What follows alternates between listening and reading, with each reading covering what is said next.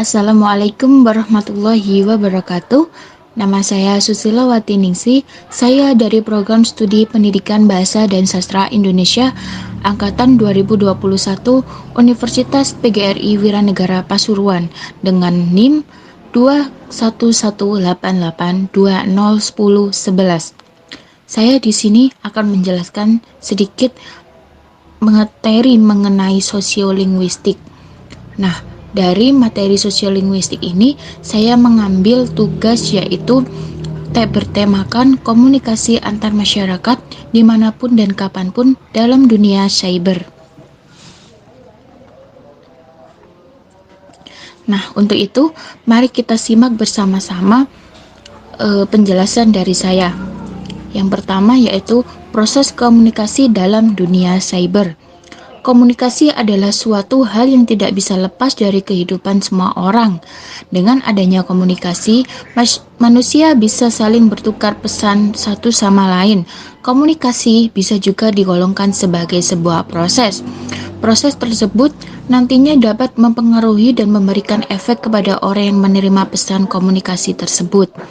Proses penyampaian pesan dalam komunikasi tentunya memiliki makna dan tujuan, dan dalam penyampaiannya dibutuhkan komunikasi verbal maupun nonverbal untuk memenuhi kebutuhan elemen-elemen komunikasi yang mendukung proses penyampaian pesan.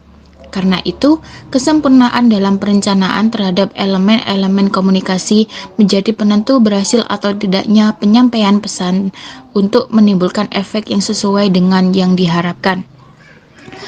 Ilmu komunikasi bahasa digital memandang dunia digital sebagai dimensi baru yang memungkinkan terjalinnya komunikasi antar masyarakat dimanapun dan kapanpun. Bahasa digital memudahkan dan mempercepat proses komunikasi, namun juga memiliki karakteristik yang unik dan risiko tertentu. Oleh karena itu, penting bagi individu untuk memperhatikan etika dan moral dalam berkomunikasi online serta memahami kaidah yang berlaku dalam bahasa digital. Nah, jadi kita bisa berkomunikasi dimanapun dan kapanpun melalui media sosial atau dunia cyber.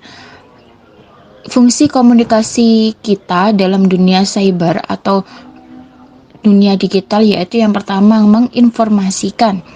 Menginformasikan adalah fungsi yang memberikan informasi, menyebarluaskan suatu berita atau informasi kepada masyarakat mengenai peristiwa, ide, serta segala sesuatu yang disampaikan orang lain. Nah, kita bisa menginformasikan apapun informasi yang kita punya untuk orang luar atau untuk orang terdekat kita. Yang kedua adalah mendidik.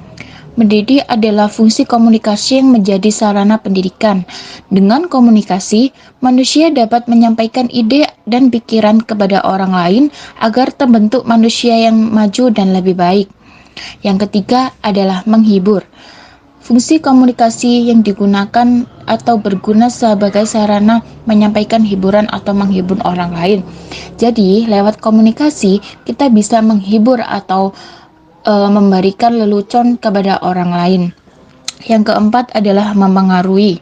Fungsi komunikasi yang memberikan berbagai informasi kepada masyarakat dan juga dapat digunakan untuk mempengaruhi setiap individu yang berkomunikasi. Tentunya berusaha saling mempengaruhi pikiran komunikasi. Yang kedua yaitu komunikasi antar masyarakat dimanapun dan kapanpun. Internet menjadi fenomena budaya baru atau new culture sebagai budaya. Pada awalnya, internet merupakan model komunikasi yang sederhana bila dibandingkan dengan komunikasi secara langsung atau face-to-face. Interaksi secara langsung tidak hanya melibatkan teks sebagai simbol atau tanda dalam berinteraksi semata. Ekspresi wajah, tekanan suara, cara memandang, posisi tubuh, agama, usia, ras, dan sebagainya merupakan tanda-tanda yang juga berperan dalam interaksi antar individu. Adapun komunikasi termediasi komputer atau computer mediated communication, interaksi terjadi. Bahasa digital juga memiliki karakteristik yang unik dan berbeda bahasa konferensial. Bahasa digital cenderung singkat dan padat, sehingga pesan yang disampaikan harus sesuai dengan format dan kaidah yang berlaku dalam bahasa digital. Selain itu, penggunaan bahasa digital juga harus memperhatikan aspek etika dan moral dalam berkomunikasi online, seperti menghargai privasi dan membatasi penggunaan yang tidak pantas atau mengandung unsur kebencian. Nah, jadi meskipun kita bisa komunikasi antar individu dimanapun dan kapanpun, kita juga harus membatasi yang mana kita harus tahu batasan antara mana yang harus mereka ketahui tentang kita dan mana yang harus mereka tidak tahu tentang kita. Jadi kita nggak asal berkomunikasi seperti itu, tapi kita juga harus tahu batasannya. Munculnya komunikasi masyarakat cyber sebagai hasil dari perkembangan teknologi komunikasi menjadikan pola komunikasi turut mengalami perubahan. Budaya komunikasi yang dilakukan masyarakat cyber melibatkan proses-proses interaksi dengan menggunakan simbol-simbol. Interaksi ini yang kita sebut sebagai interaksi simbolik. Dalam prosesnya, masyarakat cyber membentuk budaya dan pola komunikasinya sendiri lewat teknologi informasi mereka. Mereka menyampaikan pesan dalam sebuah kelompok yang terbentuk lewat sosial media yang digunakan. Pesan-pesan yang disampaikan dalam bentuk simbol yang diberi makna. Hal ini menjadikan komunikasi masyarakat cyber kaya akan makna karena sejatinya simbol lebih bermakna daripada pesan-pesan verbal. Nah, jadi dunia digital itu dipandang sebagai dimensi baru yang memungkinkan terjadinya komunikasi antar manusia dimanapun dan kapanpun. Hal ini didukung oleh teori komunikasi yang menyatakan bahwa teori jaringan sosial menekankan bahwa jenjang sosial online dapat memperkuat hubungan sosial antar individu melalui interaksi dan pertukaran informasi. Teori ini menyatakan bahwa individu memiliki jaringan sosial yang terdiri dari orang-orang yang dikenal dan terlibat dalam hubungan sosial dengan mereka. Dalam dunia maya, jejaring sosial seperti Facebook, Instagram, dan Twitter memungkinkan individu untuk terhubung dengan teman-teman, keluarga, dan orang-orang di sekitarnya. Yang terakhir yaitu cara berkomunikasi masyarakat di dunia digital. Nah, kita berkomunikasi dengan masyarakat di dunia digital itu bisa melalui 4 cara, yaitu yang pertama melalui media sosial. Seperti misalnya kita menggunakan Facebook, Twitter, Instagram, terus WhatsApp, itu bisa kita berkomunikasi dengan masyarakat luar atau masyarakat terdekat kita untuk saling tukar ide atau tukar pendapat, saling mengenal satu sama lain, saling bertukar ras atau misalnya saling memperkenalkan budaya masing-masing. Yang kedua melalui aplikasi. Nah, aplikasi-aplikasi yang bisa digunakan untuk berkomunikasi atau menghubung untuk orang-orang luar, yaitu yang pertama bisa menggunakan aplikasi HelloTalk.